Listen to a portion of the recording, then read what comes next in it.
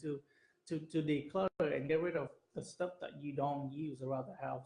Because when the buyer walk through your home, if they see a bunch of stuff that laying around, in their mindset, this house doesn't have any space, you know.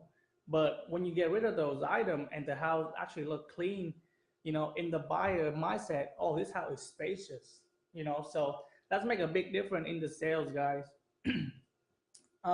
For the buyer side, uh, unfortunately, I don't work with a whole lot of loans buyers, but regardless if you're getting a loan or you're paying cash for your house, you really need to get the finances together. What I mean by that is that I have a lot of people that come to me and be like, "Hey, we want to buy a house with cash," and literally they mean like they have cash under their mattress, cash like it's not in the bank, and with our business we cannot use literally a suitcase of cash and bring it to trying to buy a house.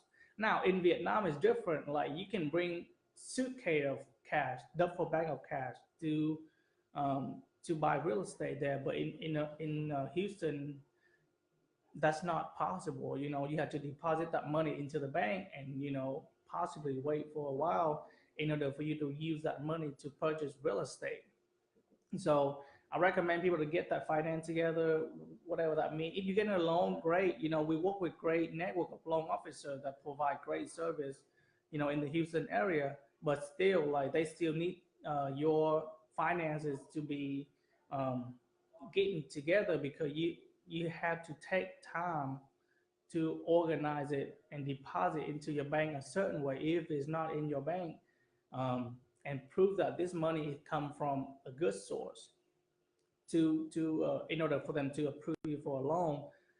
Again, if you ever need any loan service, contact us and we will help you with that. Tip for investor. I work with quite a few investors, and honestly, there's a myth out there that investors don't want to work with real estate agent. My investors are happy, working with me, and it's one of those things that when it comes to investor, you have to switch your mindset and just trying to think about the money, the dollar sign, because that's what it is.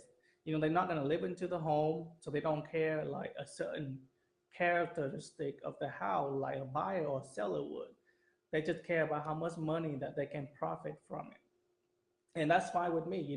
When I do a deal with an investor, I tell him what it is, and I just trying to be real about it, because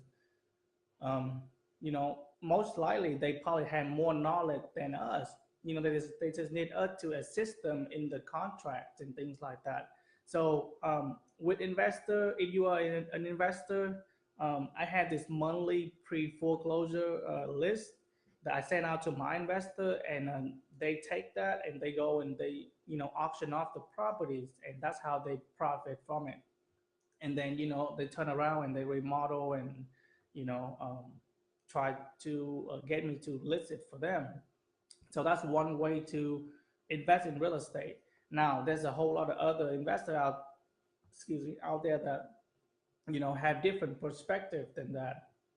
They're trying to do a whole new different level of investing, and that's fine too. I actually trying to work with one right now that's trying to buy apartments and things like that. Now, that's a whole lot bigger than my expertise, but like I say, I'm here to learn and trying to grow from it.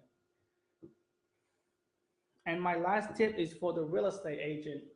Um, the new year start, what I try to tell the agent is that, find a good business book to read, learn something that other business people in the industry already discover,